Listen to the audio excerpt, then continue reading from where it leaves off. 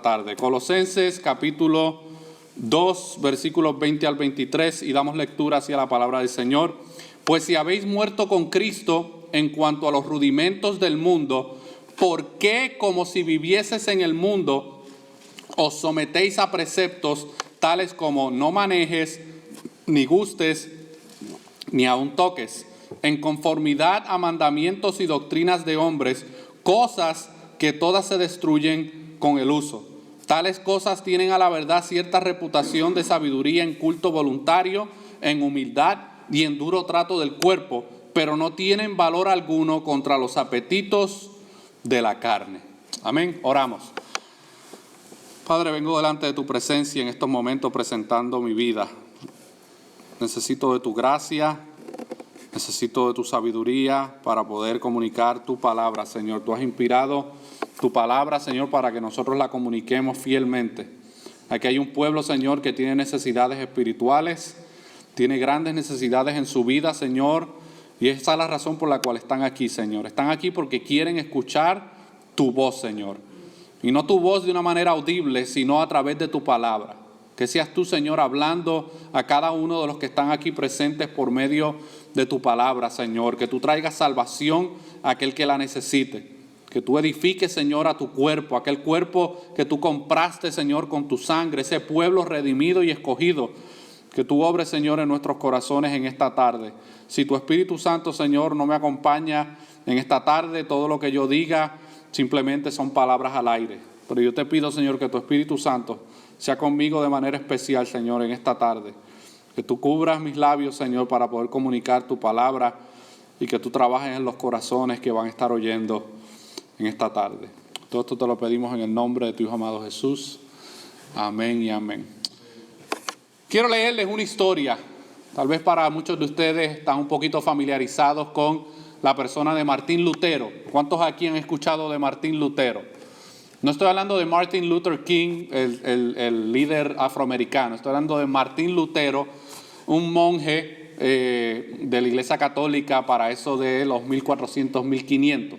Pero yo quiero, para aquellos que a lo mejor no conocen quién es Martín Lutero o no saben algunos datos de la vida de Martín Lutero y cómo él llegó de la condición en que se encontraba a ser uno de los grandes reformadores del mundo protestante, yo quiero leerles un poquito de la historia de Martín Lutero, porque vamos a ver cómo Martín Lutero tiene mucho que ver con lo que vamos a estar predicando hoy. El tema de esta mañana es cuidado con el ascetismo.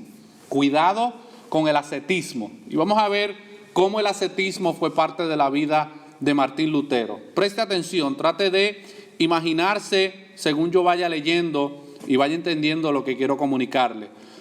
Dice, mientras Savonarola, en el centro del mundo civilizado, batallaba por la pureza de la moral y creencias cristianas, crecía en las selvas teutónicas un niño que más tarde había de realizar el sueño de este y llevar a cabo la obra colosal de la reforma del cristianismo. Se llamaba Martín Lutero. Nació cerca de Eisenach, Alemania, en el 1483, de padres de humilde condición, que sin embargo se empeñaron por la educación de su hijo. Acabados los estudios elementales en su pueblo, pasó un año en una escuela de Magdeburgo y después fue a Eisenach, a un colegio de los franciscanos. La pobreza de sus padres le obligaba a vivir como un estudiante pobre, es decir, recibiendo albergue libre y pidiendo limosnas a los ricos. En Eisenach encontró protección en la familia Cota, que se interesó por él hasta el punto de ofrecerle un hogar en su casa. En el año 1501, Lutero estaba listo a entrar en la Universidad de Erfurt, centro entonces de la vida intelectual de Alemania. Su padre había prosperado en su oficio de minero y resolvió hacer de Martín, su hijo, un abogado. Progresaba en sus estudios hasta el año 1505, cuando repentinamente dejó la carrera de la abogacía para entrar en el monasterio de los agustinos de Erfurt. Hay varias leyendas que explican este cambio inesperado, pero lo único que sabemos de los escritos de Martín Lutero mismo es que empezaron a surgir ciertas dudas respecto al estado de su alma que le impulsaron a tomar los votos monásticos. Estas dudas le atormentaban aún después de entrar al convento. Se sentía pecador y anhelaba el perdón de Dios. No encontraba lo que su alma deseaba en las costumbres y prácticas monásticas, a pesar de cansar a sus superiores con sus continuas confesiones y castigar su cuerpo con un ascetismo riguroso. Desengañado de estas cosas, se dedicó a un estudio de las Sagradas Escrituras. Encontró una copia de las Escrituras que se encontraba encadenada en uno de los pilares de la biblioteca ahí en la universidad. De estas y de las explicaciones de un anciano hermano del monasterio, llegó a entender que el perdón de Dios no se alcanza por las penitencias o las buenas obras, sino que simplemente por aceptar el perdón de Dios y su amor ya provisto. Así, después de 2 años de lucha, su alma encontró la paz que anhelaba. Más o menos en el año 1510, sus superiores mandaron a Lutero a Roma para desempeñar ahí una comisión del convento de los agustinos. Él había esperado encontrar en el sumo pontífice, cuando hablamos de sumo pontífice nos estamos refiriendo al papa de la Iglesia Católica en Roma para aquel entonces. Él había esperado encontrar en el sumo pontífice y en su corte de sacerdotes modales de la vida cristiana, pero lamentablemente quedó sorprendido y horrorizado al contemplar la corrupción que existía en los lugares que él creía verdaderamente santos. Sin embargo, consideró necesario seguir las costumbres de los peregrinos que habían llegado a Roma y así, entre otras cosas, subió la escalera santa, que se cree que fue transportada por manos de ángeles desde Jerusalén hasta Roma. Cuando hablamos de la escalera santa, está hablando de las escaleras que Cristo tuvo que pasar en su camino al Gólgota. Y había esta idea supersticiosa de que los ángeles habían llevado las escaleras desde Jerusalén hasta Roma. Y Martín Lutero caminó por estas escaleras de rodillas y diciendo un Padre Nuestro en cada escalón. Repentinamente, mientras hacía esto, recordó la declaración del profeta Habacuc, citado después por el apóstol Pablo, que dice: el justo por su fe vivirá. Y le ocurrió que todas aquellas penitencias, todos aquellos rezos forzados no valían absolutamente nada.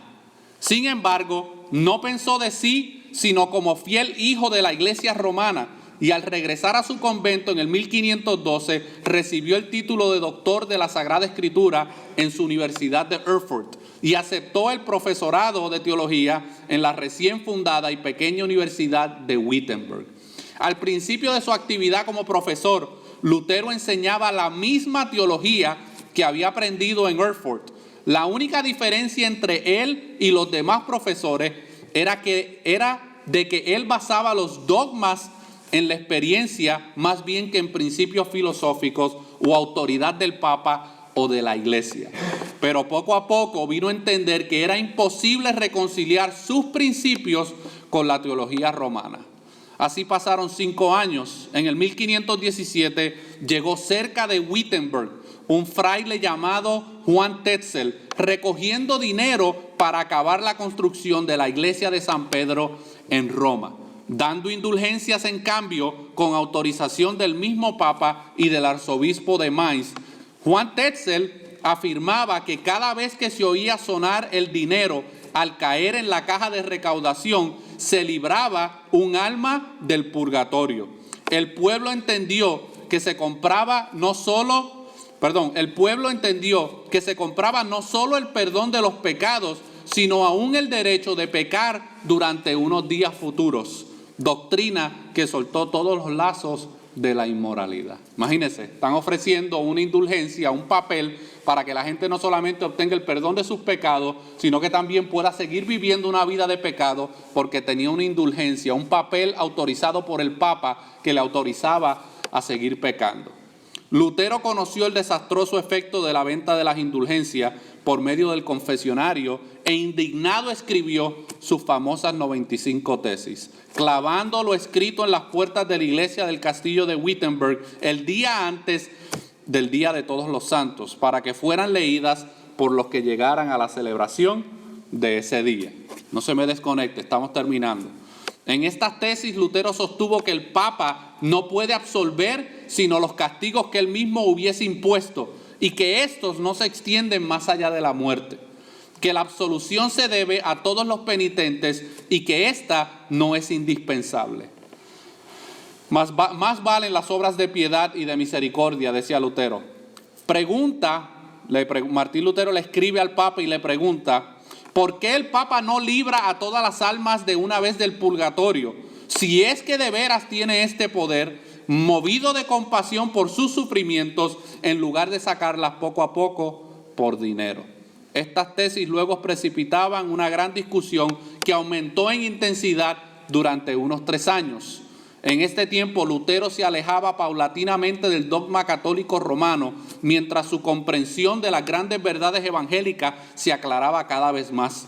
Vino a reconocer como verdaderos cristianos a algunos hombres como Wycliffe y Hus, que la Iglesia había condenado por rebelarse en contra del catolicismo. Y aún llegó al extremo de criticar severamente unas resoluciones de papas y concilios, alegando que estos como humanos podían errar. Y aquí está lo más importante. Luego, a basarse en las Escrituras y en la razón convincente como las únicas autoridades reconocidas por él. Así que luego de toda esta travesía que Martín Lutero experimentó, él llegó a la conclusión de que solamente las Escrituras son la fuente de autoridad para la Iglesia y para cualquier creyente. Y aquellos que han estado aquí un tiempo saben que nosotros hacemos mucha énfasis en las Escrituras. Nuestra predicación no tal vez sea la más carismática posible, pero yo tengo la responsabilidad de que usted abra la Biblia y que usted compruebe que lo que aquí se predica está sustentado por las Escrituras. Esta es la vida de Martín Lutero, un hombre que deseaba buscar de Dios y tenía una desesperación interna por poder conocer a ese Dios del cual él había escuchado, pero sin embargo quiso conocer a Dios por medio de prácticas, ceremonias y dogmas que no le estaban llevando a Dios. Mientras más él se castigaba su cuerpo, mientras más autoflagelación él se causaba, mientras más veces se iba a confesar con el Papa, mientras más ayunos hacía y mientras más duro trataba su cuerpo, más solo y miserable se sentía. ¿Por qué? Porque Martín Lutero, al igual que muchas otras personas, habían caído en la práctica del ascetismo. Y hoy nosotros vamos a ver un poco qué es esto. Pero en forma de repaso, para hablar un poquito de lo que hemos hablado en los pasados domingos, ya nosotros hemos visto algunas de las falsas enseñanzas que los falsos maestros en Colosas estaban proclamando y tratando de imponer. Una de ellas, que la vimos hace 2 semanas atrás, es el legalismo. El legalismo es un atentado directo contra la obra de Cristo y la suficiencia de Cristo, ya que el legalismo pone la salvación basada en las obras humanas, en reglas, en ritos y en ceremonias religiosas. El legalismo básicamente lo que pretende es justificar al hombre no por medio de la fe solamente, sino también que necesita las obras de la ley o las buenas obras para que acompañen a esa fe y a la persona de Cristo. Y lamentablemente muchas personas dentro del cristianismo viven de una manera legalista. También nosotros vimos en los versículos 18 al 19 de aquí de esta carta a los Colosenses que el misticismo también era un ataque directo contra la persona de Cristo, ya que el misticismo promueve el que los hombres conozcan a Dios a través de experiencias, místicas y emocionales, y también promueve el que los hombres conozcan el mundo espiritual a través de otros medios como ángeles, visiones y experiencias sobrenaturales. ¿Cuántos de ustedes han escuchado a personas que constantemente tienen todo tipo de experiencias con ángeles o con seres espirituales que se le aparecen en el cuarto, o tienen todo tipo de experiencia con visiones y sueños? Eso es muy común. Y las personas a veces, porque tuvieron una experiencia sobrenatural de ese tipo, piensan que eso es todo el conocimiento de Dios que ellos necesitan para su vida. Y hoy nosotros vamos a ver esta tercera enseñanza y esta tercera falsa enseñanza que se practicaba por los falsos maestros en Colosas, que al igual que el legalismo y el misticismo, atacan directamente, hermanos, la suficiencia de Cristo para salvar y santificar a los creyentes. Y eso es lo que se conoce como el ascetismo. ¿Alguien aquí había escuchado esa palabra anteriormente? ¿Ascetismo? ¿Alguien aquí sabe lo que es el ascetismo? ¿En qué forma se manifiesta? Algunos sí, otros no. Pues para el beneficio de los que tal vez no están familiarizados, hoy vamos a hablar un poquito acerca del ascetismo. Y cada uno de ustedes como creyente y yo tiene que tener cuidado con esto. De la misma manera que tenemos que tener cuidado con el legalismo y con el misticismo, también tenemos que tener cuidado con el ascetismo, porque está muy infiltrado dentro de muchos círculos cristianos y evangélicos. En una ocasión un pastor me dijo: Jorge, tú tienes que dejar de estar criticando y dejar de estar señalando lo que está pasando mal. Yo entiendo su intención, yo le entiendo. Él se preocupa porque hay personas que a lo mejor no son cristianas, que se pueden llevar una mala impresión, ¿verdad? Porque no entienden el contexto de lo que uno está diciendo. Pero yo como pastor, hermano, tengo la responsabilidad de advertir. Habrá momentos de predicaciones de consuelo, habrá momentos de predicaciones de gozo, habrá momentos de predicaciones de esperanza, de alegría, pero hay momentos, hermano, donde el texto bíblico nos lleva a que nosotros confrontemos muchos problemas que tenemos dentro de nuestros círculos. Los americanos tienen una frase que se llama "the pink elephant in the room". ¿Ha escuchado esa frase? El elefante rosado en medio del cuarto, que está ahí y todo el mundo se hace el loco y lo ignora. Pues hay muchas falsas enseñanzas que se han infiltrado dentro de la fe cristiana, que muchas personas lamentablemente y muchos pastores las ven, pero las ignoran. No quieren hacer nada al respecto por miedo a la gente, por miedo al que dirán, por miedo a perder influencias. Pero gracias a Dios, hermano, el Señor me ha dado frente de acero y puedo aguantar, hermano, los embates que vengan y las críticas que vengan. Pero ¿qué es el ascetismo? Escuche bien, para aquellos que no saben lo que es el ascetismo. El ascetismo es la práctica de abstenerse de cosas y placeres de la vida para ganarse el mérito con Dios. Esto es básicamente lo que propone el ascetismo. Es que usted se abstenga de ciertas cosas y de placeres en la vida para ganarse el mérito con Dios. Ahora, yo tengo que hacer una cláusula aquí. No voy a hacer que alguien se vaya a confundir. Cuando yo estoy hablando de abstenerse de cosas y de placeres de la vida, yo no estoy hablando del pecado. Que quede claro. Estoy hablando de que el ascetismo promueve el que las personas dejen de comer ciertos alimentos, dejen de tener contacto con ciertas personas, dejen de tener contacto con la cultura, dejen de tener contacto con sus familiares, que no disfruten la vida, que no disfruten estar con la familia, que no disfruten salir afuera, que no disfruten el paisaje, que no disfruten ninguna de las cosas que Dios ha creado para el beneficio y el placer de nosotros. Como es el matrimonio también, que vamos a ver más adelante, que Dios lo creó para el placer, hermano, entre una pareja, entre una pareja de un hombre y una mujer. Y el ascetismo es una práctica ascética que básicamente propone buscar purificar el espíritu por medio de la negación de los placeres materiales o la abstinencia. Esto, según lo vayamos discutiendo, le va a hacer un poquito más de sentido. En muchas religiones, la ascética es un modo de acceso místico. Cuando las personas se sumergen en esta práctica del ascetismo, ellos dejan de comer ciertos alimentos, dejan de ponerse cierta ropa, dejan de visitar ciertos lugares, dejan de compartir con la gente y con la comunidad, porque piensan que haciendo eso pueden tener una mejor conexión directa con Dios. Y muchas de las religiones orientales, como el budismo, el hinduismo y el islamismo, están sumergidas en lo que es el ascetismo. Los que practican el ascetismo básicamente son personas que se separan de cualquier contacto con el mundo, ya que ellos piensan que el tener contacto con las personas impuras y pecadores los pueden contaminar con su espíritu. ¿Alguno de ustedes ha leído historias de personas que viven en cuevas, en montañas, separados de la sociedad, que se van a vivir al desierto totalmente aislados de todo tipo de contacto con los seres humanos? Esas son personas que practican el ascetismo.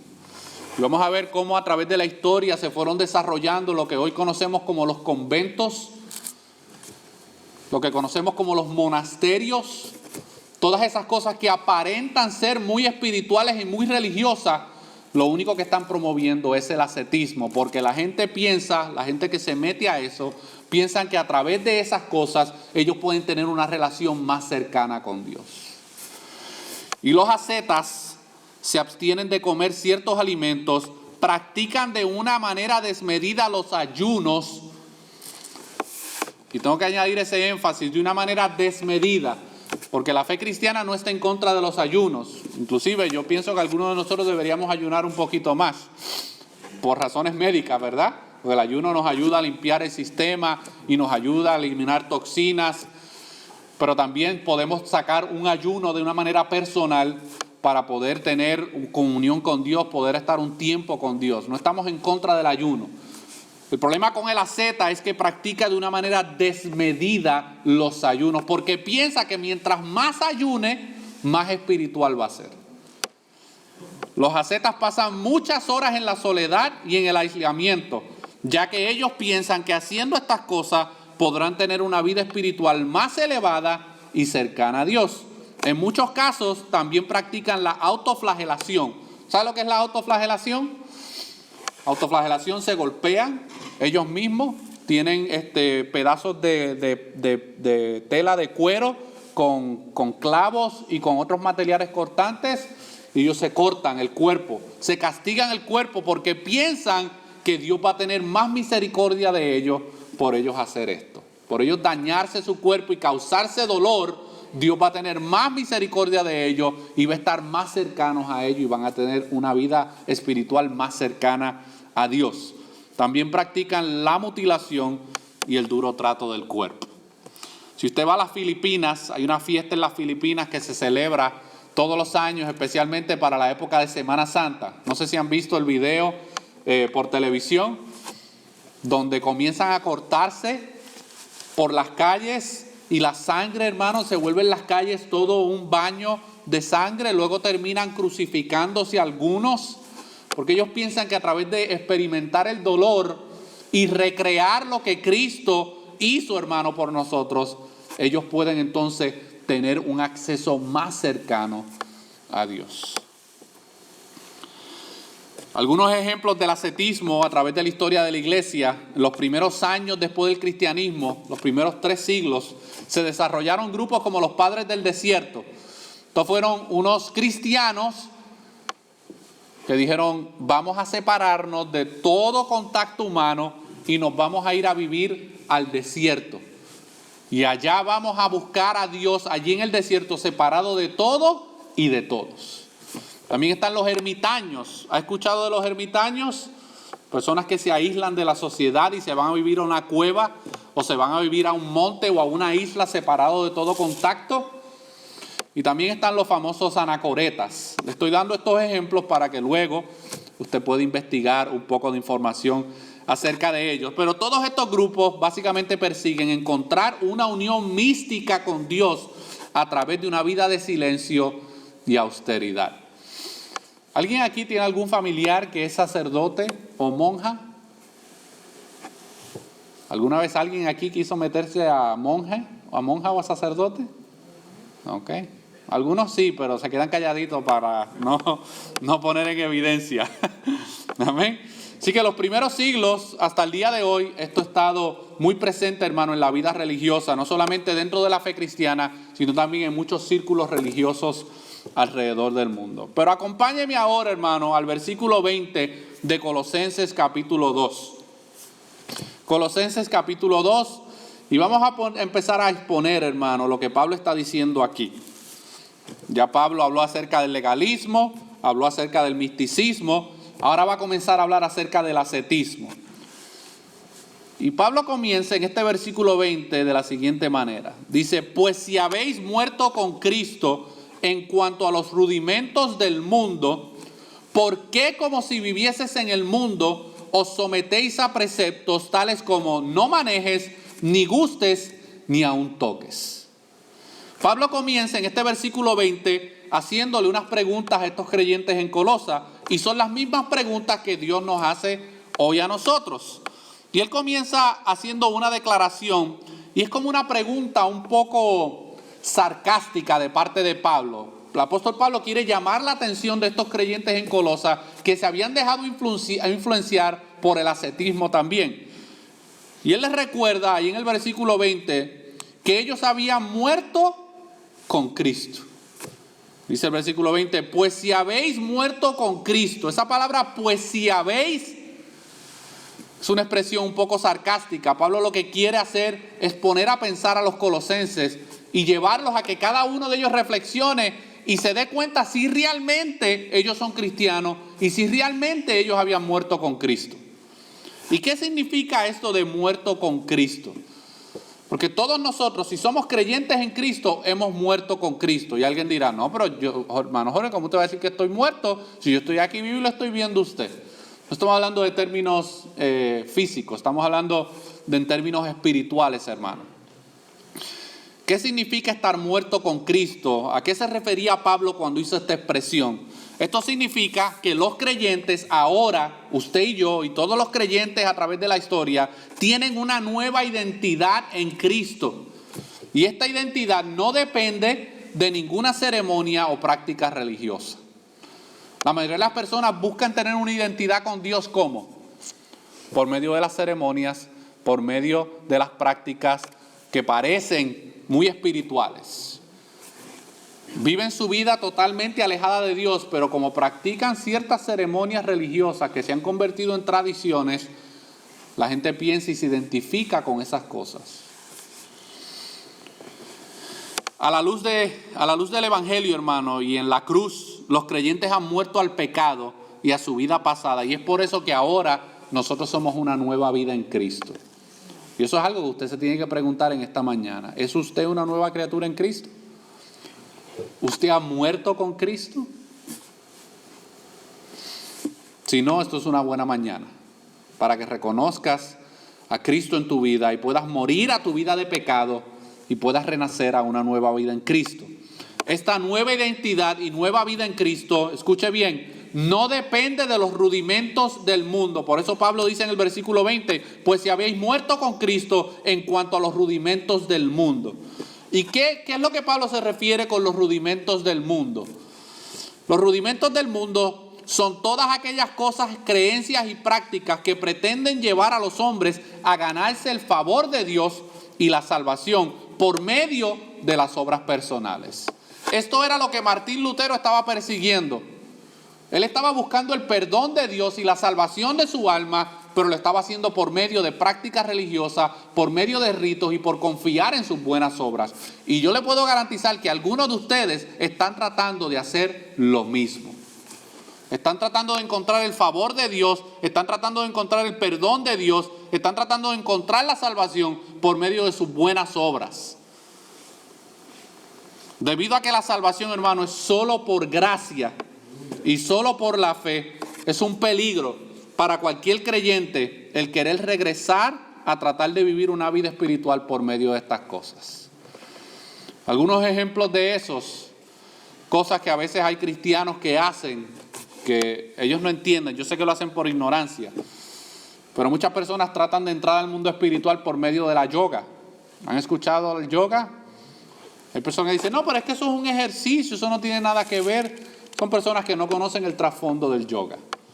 El yoga básicamente propone el que a través de su cuerpo y de ciertos estiramientos y de ciertas prácticas donde usted tiene que estar en una posición por mucha cantidad de tiempo y a través de infligir dolor y malestar en el cuerpo, usted puede tener una conexión divina con los seres espirituales o con Dios. Y alguien dirá, no, pero es que yo hago yoga, pero yo no lo hago con ese propósito. Yo te sugiero que investigues un poquito más. Si tú quieres recrearte, vete al gym. En el gym tú alzas pesas, te estiras, haces de todo.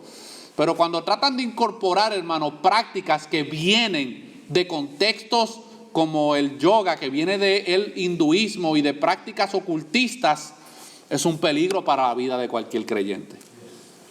Los creyentes ahora están unidos a Cristo por medio de su obra en la cruz y han sido liberados de la esclavitud de las normas humanas que pretenden proveer espiritualidad. Y Pablo quiere que los colosenses entiendan que es imposible que ellos quieran ahora regresar a lo que en su vida pasada hacían. En una ocasión alguien me dijo, me comentó, y usted puede buscar hasta por YouTube y encontrarlo, un predicador evangélico que había dejado el catolicismo romano por su salvación por obra, ahora se convierte en cristiano evangélico y predicador evangélico, y después de muchos años se regresa al catolicismo romano. Porque dice que la sola fe en Cristo no era suficiente para él. Que él necesitaba poder experimentar a Dios por medio de prácticas religiosas, por medio de ritos. Y esto es bien peligroso, hermanos. Esto es bien peligroso. Y estos creyentes en Colosas estaban a punto de volver a caer en las prácticas que ellos tenían anteriormente. La segunda pregunta que Pablo hace en estos versículos 20 al 21 es la siguiente: ¿por qué ahora que ellos son libres en Cristo y tienen una nueva identidad, por qué quieren someterse de nuevo a preceptos y mandamientos hechos por los hombres? Mire lo que dice el texto: pues si habéis muerto con Cristo en cuanto a los rudimentos del mundo, ¿por qué como si vivieses en el mundo os sometéis a preceptos tales como no manejes, ni gustes, ni aún toques? Y esta palabra sometéis viene de la palabra dogma, que significa un grupo de enseñanzas y exigencias impuestas por los hombres. Y esto existe tanto fuera del mundo cristiano como dentro del mundo cristiano. Nosotros los hombres tenemos una facilidad de crear dogmas para que la gente los obedezca, y nosotros le damos poderes espirituales a esos dogmas y esas prácticas para que las personas puedan llegar a ser salvas.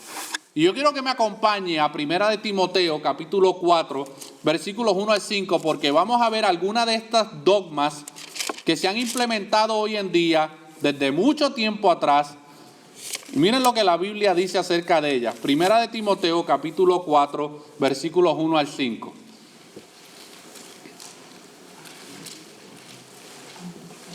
Primera de Timoteo capítulo 4, versículos 1 al 5.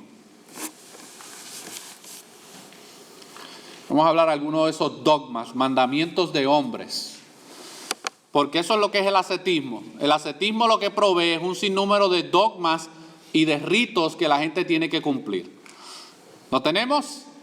Primera de Timoteo 4, versículos 1 al 5. Esto lo dice la palabra del Señor, no lo está diciendo Jorge Altieri. Así que si usted se molesta con lo que vamos a explicar aquí, no se moleste conmigo.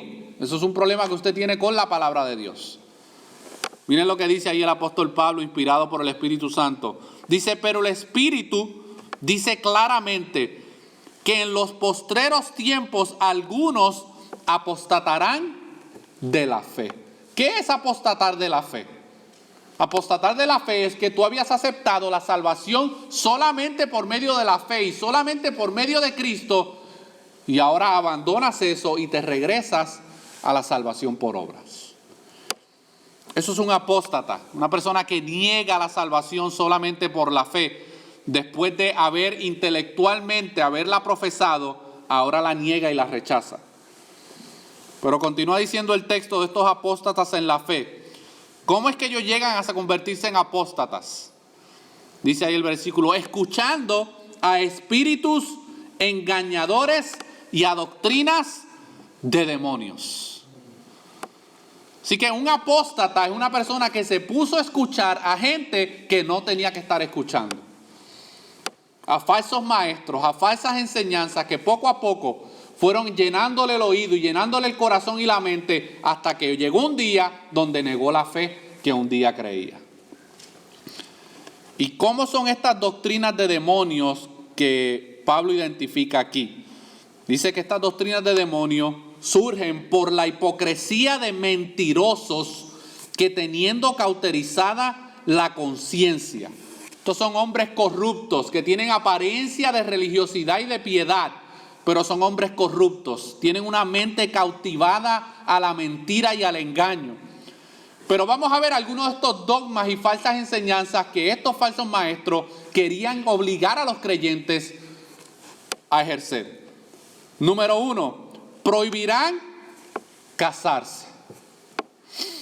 Nosotros sabemos que el matrimonio es la primera institución, hermano, que Dios creó. Amén. Cuando Dios crea a Adán y a Eva, le dice, los dos serán una sola carne. Así que la institución del matrimonio es una de las primeras instituciones en la creación del hombre.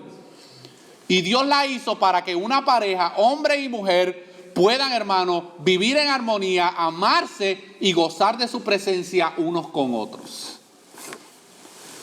Pero en el ascetismo, una de las prácticas principales y de las enseñanzas principales es el prohibir casarse. ¿Por qué? Porque el casarse trae ciertos placeres y satisfacciones a la vida de esa pareja.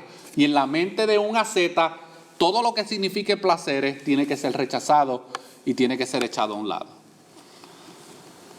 Y yo sé que tal vez alguien aquí profese fe católica y se vaya a molestar un poco conmigo, pero el catolicismo romano promueve el ascetismo. ¿Y cómo lo hace? Prohibiéndole a los hombres que quieren ejercer el sacerdocio casarse. Y lo mismo lo hacen con las mujeres que quieren ejercer lo que se conoce como las monjas. Le prohíben casarse. Y es parte de su dogma, está escrito. ¿Por qué? Porque ellos piensan que el sacerdote, de la única manera que va a poder ejercer su ministerio fielmente y poder tener una buena relación con Dios y un contacto más directo con Dios, es no teniendo compañía y no disfrutando de los placeres de la vida que Dios creó en el matrimonio. Y Pablo identifica esa creencia como una práctica y una doctrina de demonios. Porque no proviene de parte de Dios, hermanos. Dios instituyó el matrimonio. Ahora, eso no significa que todos los hombres y las mujeres están obligados a casarse. Lo que estamos diciendo, si alguien se quiere quedar solo, puede hacerlo. Lo que estamos diciendo es que la persona asceta trata de buscar una conexión más directa con Dios, evitando ciertos placeres de la vida, y en este caso, lo que es el matrimonio. Pero no se queda ahí. También dice que mandarán abstenerse de alimentos que Dios creó para que con acción de gracias participasen de ellos los creyentes y los que han conocido la verdad. Porque todo lo que Dios creó es bueno y nada es de desecharse si se toma con acción de gracias, porque por la palabra de Dios y por la oración es santificado.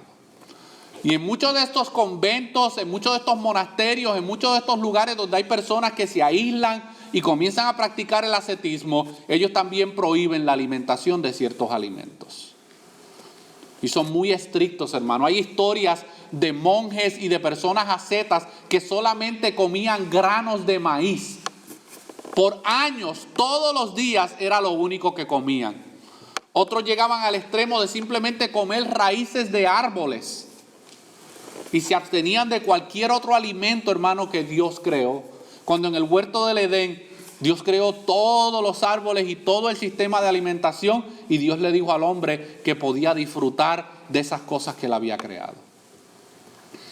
Pero los falsos maestros, hermanos, siempre tratan de imponer cosas para que la gente piense que a través de abstenerse de estas cosas puede llegar a tener una mejor vida espiritual. Y vamos a ver lo que Jesús dijo en Marcos capítulo 7, versículos 1 al 9.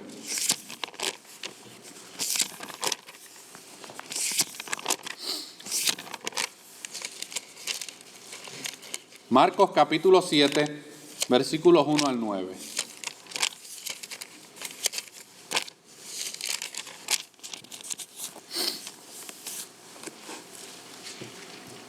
Aquí está Jesús hablando y él va a comenzar a hablar de lo que realmente contamina al hombre.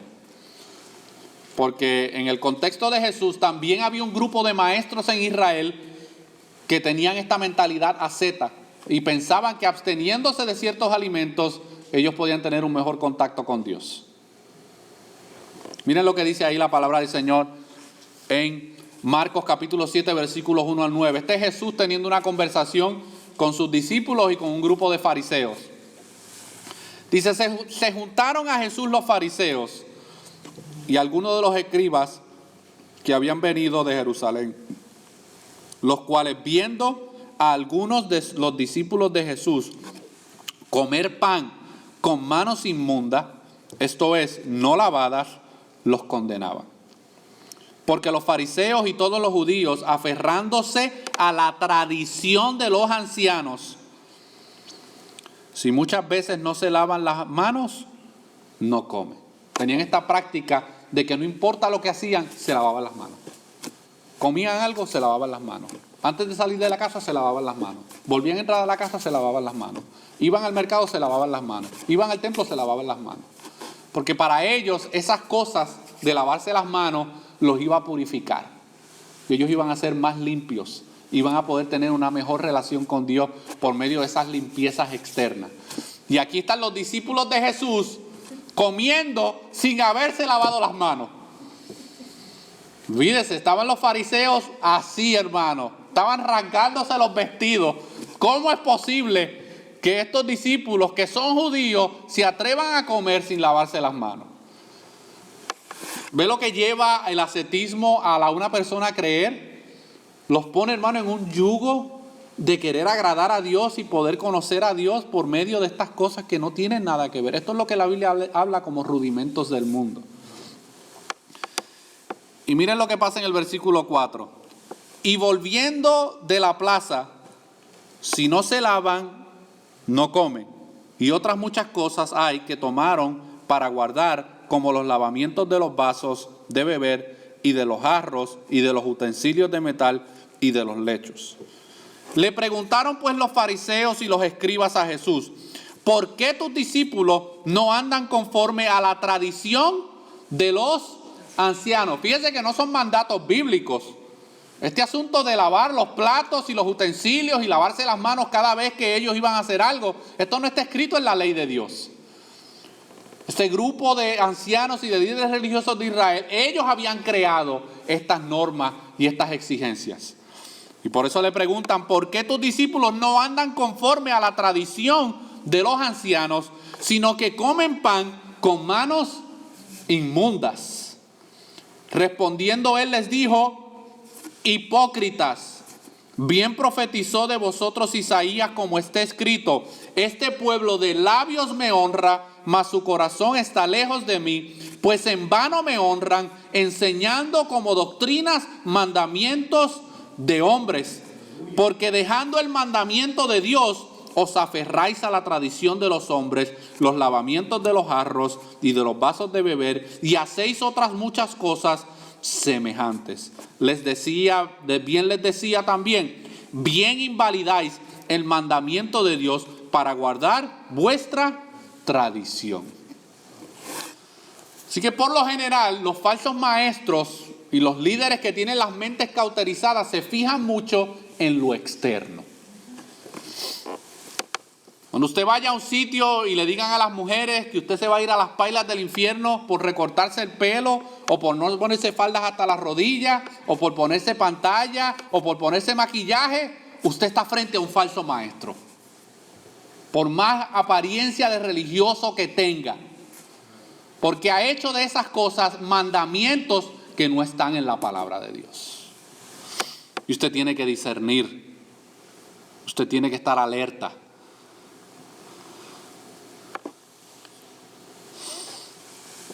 Y Jesús, hermano, sabía el corazón de estos fariseos. Él lo sabía. Por eso en una ocasión se atrevió a decirle a los fariseos en su cara: ustedes son sepulcros blanqueados. Ustedes son serpientes venenosas. Ustedes tienen el corazón corrupto porque solamente se fijan en lo de afuera y no se fijan en lo de adentro. Y estos falsos maestros aquí, estos judíos, al igual que muchos falsos maestros hoy en día, ponen mucho énfasis en lo externo y no realmente en el problema que está dentro del hombre, que es aquí adentro en el corazón. Y la gente piensa que por hacer rituales y participar de ceremonias religiosas que parecen muy espirituales, eso cambia la condición que tienen en el corazón por dentro. Pero en el versículo 22 de ahí de Colosenses capítulo 2, Pablo establece, hermano, que todas esas prácticas ascetas son básicamente mandamientos y doctrinas de hombre. Dice en el versículo 22, en conformidad a mandamientos y doctrinas de hombre. Y miren lo que pasa con esas doctrinas y mandamientos de hombre. Dice: cosas que todas se destruyen con el uso.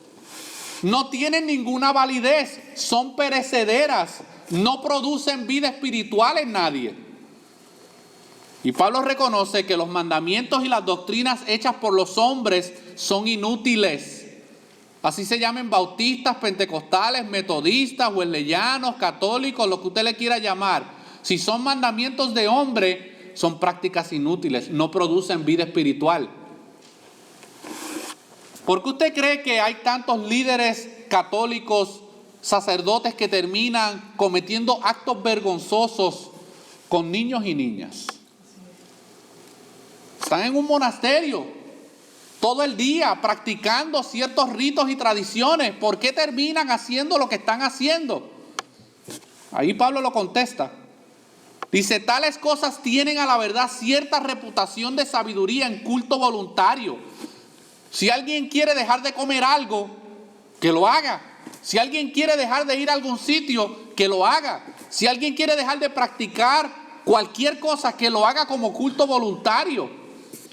Pero Pablo dice que estas cosas, aunque tienen cierta reputación en culto voluntario, en humildad y en duro trato del cuerpo, dice Pablo que no tienen valor alguno contra los apetitos de la carne. Por más rezos que haga, por más días que ayune, por más rituales religiosos que haga, por más Padre Nuestros que rece, por más que cuente las bolitas del rosario, ninguna de esas cosas tiene poder contra los apetitos de la carne. Por eso terminan muchas veces violando y teniendo actos sexuales, hermanos, no solamente con niños, sino también entre ellos mismos. ¿Por qué hay tanto índice de homosexualidad dentro del catolicismo romano? Entre los sacerdotes. ¿Por qué? Porque le han impuesto doctrinas de demonios, doctrinas de hombres que no producen realmente cambios espirituales en el corazón de una persona. Así que Pablo contesta el por qué el ascetismo es ineficaz ahí en ese verso 23. Y es porque tales cosas tienen a la verdad cierta reputación de sabiduría en culto voluntario, en humildad. ¿Usted no se ha fijado que las personas que practican el ascetismo parecen muy humildes? Parecen muy piadosas, parecen muy personas muy espirituales, con mucha cercanía con Dios. El ascetismo puede lograr que una persona, escuche bien esto, el ascetismo puede lograr que una persona se vea espiritual porque ofrece la apariencia de la humildad y la pobreza, pero en realidad para lo único que sirve es para complacer la carne. Resulta inútil tratar de parecer más santo que los demás. El ascetismo jamás y nunca podrá producir vida espiritual. Jamás. Tú no puedes combatir los deseos de la carne absteniéndote de ciertos alimentos o absteniéndote de ciertas prácticas y de ciertas cosas. Y nosotros en Cristo, hermano, hemos obtenido la libertad de todas estas cosas. Y vamos a la exhortación que Jesús le dio a sus discípulos en Mateo capítulo 6.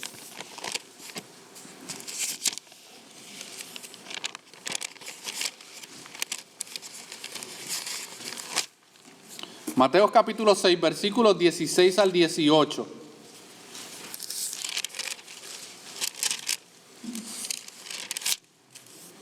Mateo capítulo 6, versículos 16 al 18.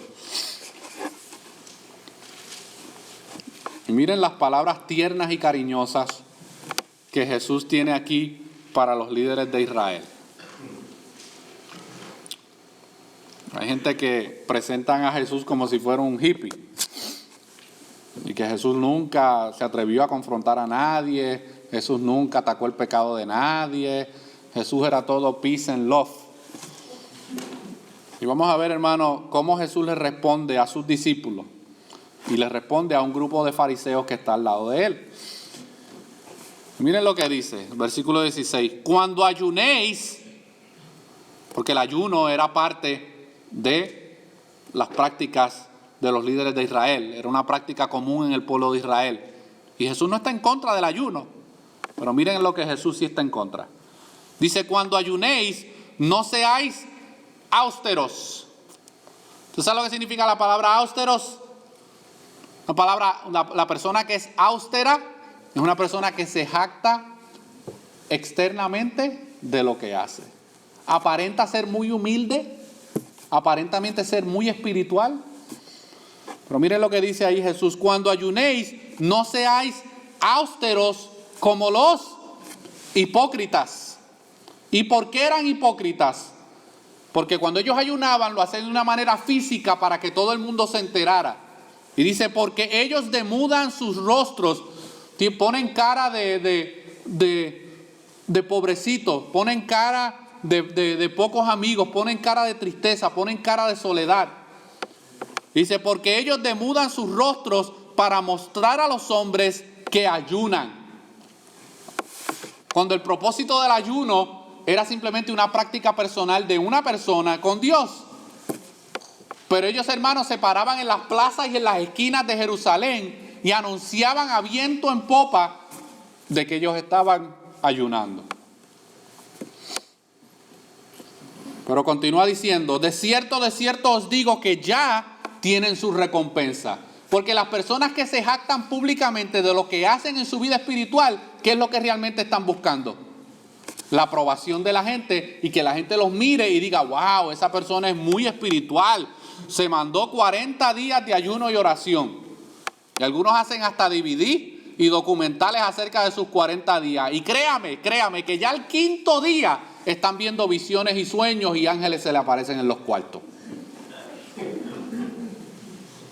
Si usted mantiene el cuerpo sin comida, hermano, por más de 3 o 4 días, ve visiones cualquiera. Y se le puede aparecer el diablo en el cuarto y usted cree que es Jesús. Y estos hipócritas, estos falsos maestros en Israel, se jactaban públicamente de los ayunos que ellos hacían, de lo muy espirituales que eran. Hoy en día está muy famoso, hermano, los ayunos. Y se ponen muy creativos a veces en las iglesias con este asunto del ayuno. Y mi opinión personal puede que esté mal, pero mi opinión personal, hermano, es que si un creyente va a ayunar o si una iglesia va a ayunar, que no haga mucha jactancia. Que lo haga y punto. No tiene que poner por todas las redes sociales 50 días del ayuno de Daniel. ¿A quién quieren demostrarle algo? ¿A quién? Si la iglesia local quiere ayunar porque tiene problemas y pecados y situaciones en su vida, que lo hagan. Pero ¿por qué tienen que publicarlo para que otros lo sepan? Dice Jesucristo que ya han recibido su recompensa. Pero no continúa ahí, hermano. Dice ahora Jesús a los discípulos, pero tú cuando ayunes, unge tu cabeza y lava tu rostro, que no parezca que estás ayunando, para no mostrar a los hombres que ayunas, sino a tu Padre que está en secreto, y tu Padre que lo ve en secreto te recompensará en público, hermano. Esa es la verdadera vida espiritual. Es la relación diaria que yo tenga con Dios, hermano. Es esa comunión diaria que yo tenga con Dios. No es lo que yo pueda hacerle creer a ustedes por medio de ayunos y de oraciones y de todo tipo de cosas, hermanos, que a veces ponemos como mandamientos de hombres sobre nuestra vida espiritual. Y Alexander Maclaren, un escritor escocés del siglo XIX, escribió lo siguiente acerca de la inutilidad del ascetismo en estas palabras. Escuche bien. Cualquier forma de ascetismo tiene que ver más con la preferencia de los hombres que con la negación a sí mismo. Estarían más dispuestos los hombres a clavar garfios en sus espaldas y a practicar el balanceo puja del hinduismo antes que renunciar a sus pecados y rendir sus voluntades. Solo existe una cosa que puede sujetar con un collar el cuello del animal que existe en nuestro interior, y es el poder de Cristo en nosotros. La gente podrá practicar la autoflagelación, podrá dejar de comer, podrá dejar de ayunar, podrá esconderse en la cueva más oscura que encuentre, pero ninguna de esas cosas tiene poder sobre la naturaleza pecaminosa que nosotros tenemos por dentro, que nos lleva a pecar todos los días contra Dios. La religión asceta desecha a Dios, pues quienes la practican en realidad se adoran a sí mismos, de manera que no debemos sentirnos intimidados por ella. No se deje intimidar por nadie que le venga a cuestionar cuántos días usted ayuna, cuántas horas pasas de rodillas orando. No estoy diciendo que no ayune y que no ore. Lo que estoy diciendo es que no se deje intimidar por aquellos que aparentan ser muy espirituales por las cosas que hacen externamente y buscan la aprobación de los hombres. Eso es lo que le quiero decir. Y ya para terminar, Warren Wiersbe, en su comentario The Bible Exposition Commentary, dijo lo siguiente: cuando hacemos a Jesucristo y a la revelación cristiana una parte de un sistema religioso o una filosofía, dejamos de darle a él la preeminencia. Esto era lo que los falsos maestros querían proponer. Cristo ya no era preeminente, ni era la autoridad final, ni era supremo, sino que ahora sus filosofías lo eran. Cuando nos esforzamos por perfección espiritual, que es lo que buscan los que practican el ascetismo, cuando nos esforzamos por perfección espiritual o por plenitud espiritual, por medio de fórmulas o rituales, retrocedemos en lugar de avanzar. En vez de confiar, hermano, en que estamos completos en Cristo, queremos ahora incorporar el ascetismo, el legalismo y el misticismo para poder llegar a tener una plenitud o una mejor vida espiritual. Cuando usted escuche por la televisión o por la radio, esta es tu noche y hoy te vamos a llevar a 3 niveles más altos de espiritualidad, no crea esas boberías. Si usted está en Cristo, usted está completo. No hay nivel más alto que ese, hermano. Si Cristo es supremo sobre todas las cosas, ¿a qué nivel me puede llevar un predicador a mí? Señor. A ninguno. No se deje engañar por esas palabras religiosas. Los creyentes tienen que tener cuidado de no mezclar su fe cristiana con cosas cautivantes como el yoga, la meditación oriental y otras prácticas similares, porque son ataques en contra de la suficiencia de Cristo. Debemos tener cuidado de los maestros de una vida más profunda, que ofrecen un sistema de victoria y plenitud que sobrepasa la devoción a Jesucristo. En Cristo, hermanos, nosotros hemos obtenido la mayor victoria que pudimos haber recibido. ¿Y cuál es esa victoria? Nuestra vida que está muerta en Cristo, hermano. Nosotros no solamente hemos muerto en Cristo, sino que también hemos resucitado a una nueva vida y ya no somos gobernados ni controlados por el pecado. ¿Qué victoria más grande que esa, hermano? Y en todas las cosas de la vida, hermano, un cristiano debe entender que Jesús es preeminente y debe ser suficiente para su vida. Y estos hermanos en Colosa eran hermanos, algunos de ellos no, pero algunos de ellos sí eran hermanos en la fe. Estaban en peligro de echar al lado, hermano, la salvación solamente por medio de Jesucristo para regresar de nuevo a la salvación por obra. Y yo sé que este tipo de mensajes no son muy populares hoy en día. Hay gente que se molesta y se indigna porque ellos quieren todavía agarrarse de su salvación por obras y rechazan la verdad y cierran sus oídos a la verdad. Pero mi oración mientras yo preparaba este mensaje es que Dios, hermano, ministre nuestros corazones y que si nosotros tenemos prácticas en nuestra vida que rayan en el legalismo, en el misticismo o en el ascetismo, que las abandonemos. Y que confiemos, hermano, en que estamos completos en Cristo y que Cristo es suficiente. Y la razón por la cual muchos hoy en día en la iglesia se sienten insuficientes es porque Cristo no es suficiente para ellos. Oremos.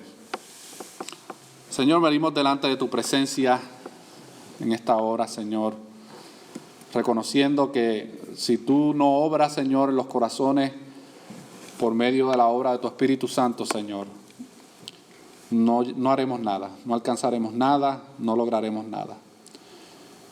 Yo no sé la necesidad espiritual de todos los que están aquí, Señor, solo tú las conoces. Yo te pido que tú obres, Señor, en los corazones de aquellos que han escuchado tu palabra. Que tú traigas salvación, Señor, a aquel que la necesita. Que ellos puedan entender y reconocer, Señor, que la religión, que la ceremonia, que el legalismo, que el misticismo y que el ascetismo jamás y nunca podrán producir vida espiritual en la vida de una persona. Que tú les des el don de la fe, Señor, para poder creer y confiar únicamente en ti como su único y exclusivo Salvador. Y aquellos que por gracia hemos sido salvados por tu misericordia, yo te pido que en esta tarde tú nos ayudes a entender estas verdades espirituales. Y que nosotros, Señor, podamos confiar en que estamos completos en ti, que no necesitamos de las obras de la ley ni nuestras buenas obras, que no necesitamos de tradiciones de hombres para poder vivir una vida feliz y plena en Cristo. Ayúdanos, Señor, danos la fortaleza, Señor. Si hay alguno enfermo en esta tarde, Señor, enfermo físico, que tú hagas un milagro, Señor, de sanidad sobre los cuerpos. Que podamos testificar, Señor, de tu poder en medio nuestro. Que podamos seguir viendo la obra de transformación que tú sigues haciendo en los corazones por medio de tu palabra, Señor. Como predicador solamente puedo confiar en tu palabra, Señor, que tu palabra ha de hacer la obra para lo cual ha sido enviada. Glorifícate en medio de tu pueblo, Señor. Danos amor unos por los otros, que podamos preocuparnos unos por los otros, que podamos pelear las batallas, Señor, unos por los otros. Porque somos tu cuerpo, tú eres la cabeza. Queremos ser nutridos por ti, Señor. Queremos sujetarnos a tu autoridad. Ayúdanos, Señor, como iglesia local a poder vencer el pecado, a poder vencer, Señor, la avaricia, el orgullo, la inmoralidad sexual. Que tú nos des la victoria, Señor, en cada una de estas áreas. Que podamos confiar, Señor, en que tu Espíritu Santo es todopoderoso para darnos la victoria. Ayuda, Señor, a este pueblo de manera en especial, Señor. Todo esto te lo pedimos en el nombre de tu Hijo amado Jesús. Amén y amén.